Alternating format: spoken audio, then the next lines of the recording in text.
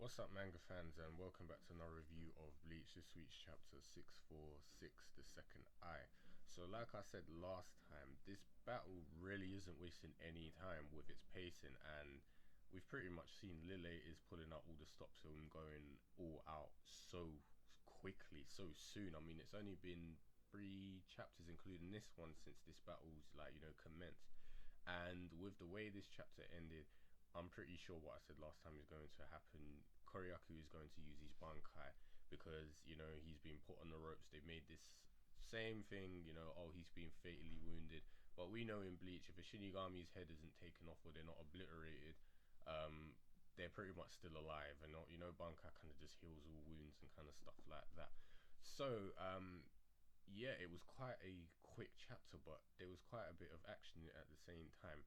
But we also had one of those comedy in the serious moment situations at the beginning of the chapter, and I always enjoy this because this is something Kubo uses quite often, but he does it very well because it's like lightens the mood of the situation, but also sets the tone and of the situation at the same time. And this was basically when Nanoa delivered her message about Koryaku telling them to move ahead and leave him behind. So Shinji's agreed with it, but Momo had like jumped to conclusions or kind of jumped the gun and was agreeing with Shinji. Yeah, we should stay behind, like Shinji said. And then she looks around, it's like, wait a minute, it's like, why are you going? And he states it simple: we're low on time. We need to move ahead. Our mission has a very, what's the word? Very short time requirement that we have, so we don't have time to be waiting behind. We saw it with Shunhei. Unfortunately, he got shot. They had to leave him behind. They're on like such short time because there's just more pressing matters to deal with. Even with Mayuri, they're like, we can't afford to waste time and go for him. So leaving behind Koryaku is pretty much all they can do at this point. But obviously Nanoa says she's staying behind, and this leads Shinji to basically tell everyone, what would Ukitake say? Ukitake would say that Koryaku would say it's fine, I can deal with it, so we would have to believe him. And then furthermore, he says Yamamoto, what would he say? He would agree with Koryaku's decision because it is the burden of the captain commander to carry the lives of all his men or all his soldiers. So these two names, and their, you might say, philosophy being brought up kind of made everyone silent, but obviously thinking, so you can tell they agreed because obviously their captain commander has passed and now they've got this current one who's putting his life on the line to bear theirs. So in a way, the message got through and they've all agreed, so they'll be moving on most likely to whoever, what other obstacles is going to meet them on the way, because one of the other elite guards is going to intercept them on their way to the Soul King's palace.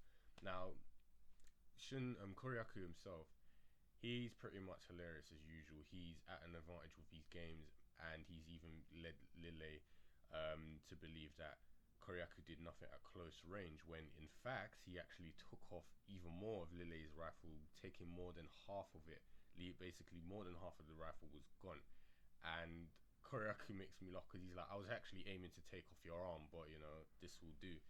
And at this point you would think, okay, Lille is done, but we have to remember that his rifle is made of reishi, and he reveals that its name is called Diagram, so he can basically remake it from reishi as many times as he wants. So Koryaku said, oh, so this is how you're able to continue fighting over and over again.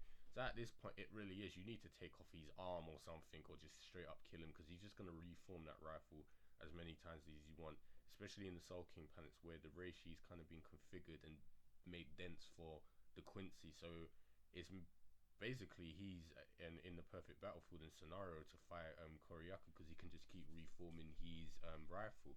So funny enough though, Koryaku doesn't really let up on people. It's just like already he's appeared behind him and started slashing, and Lille is back on the defensive. He's like, you looks like you've forgotten about the rules to our game.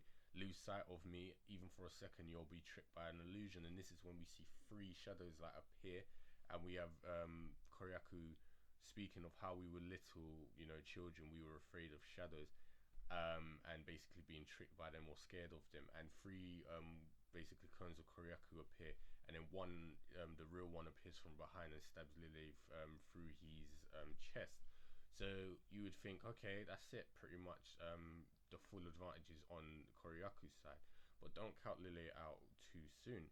He basically says this is the third time his left eye has opened, and this is a bad thing. It's like he's been given some overpowered god mode thing where if both of his eyes are open at the same time, it allows him to use the axis, and that power allows him to pierce anything with his rifle, along with go through anything with his body. So you can assume, I guess, the right eye allows him to pierce anything because that's the eye that was always open. The left eye allows him to, you know, no, the right eye allows him. Yeah, that's it. The left eye allows him to go, not be pierced or go through anything. So opening them both allows that ability to be on all the time. And because this is the third time it's happened, he's saying this is something he doesn't usually use in battle or can't use because, to be fair, or some ridiculous reason like that. But because his eyes been forced open 3 times, he can use it until the battle ends. So he's basically got a cheat mode on right now, and he's able to shoot through anything and not be pierced by anything. So he's pretty much like invulnerable now. Now it's like fighting a ghost. But the ghost can hit you. So after this, he basically goes all out and activates his Vollständig, and he explains that Juha was, you know, the power he gave to Lille was the last power granted to him out of all the Quincy, and he proclaims that, oh, you know, that I said this is like some godly power and something he doesn't use that often. And his Vollständig is very similar to his name. I think it's called Zyrael or something like that. And funny enough, when I looked at this, I was like, oh my god, Kubo. I was like, this pretty much looks like Aizen's fourth form when he was fighting, you know, Ichigo. Then I was like, it looks like Kakuna from Pokemon. So I was like, wow, okay, Lille evolved into Jille. And then I thought it was actually one of the Soul King's legs. That was actually the first thing I thought when I looked at it. I was like, is this one of the Soul King's legs or something?